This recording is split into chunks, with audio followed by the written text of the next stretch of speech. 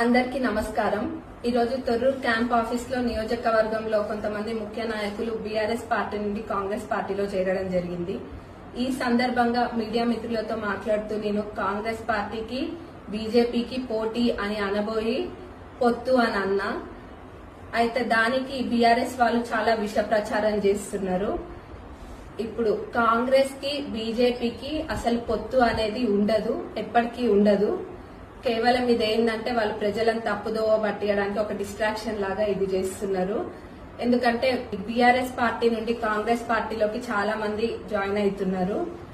అది వాళ్ళు చూసి తట్టుకోలేకపోతున్నారు. అందుకు ఏదో ఒక తప్పుదోవ పట్టియాలని ఈ విధంగా వాళ్ళు చేస్తున్నారు.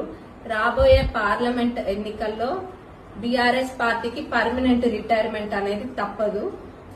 ఆ పార్లమెంట్ ఎన్నికల్లో అత్యధిక సీట్లను గెలిపించుకొని కాంగ్రెస్ పార్టీని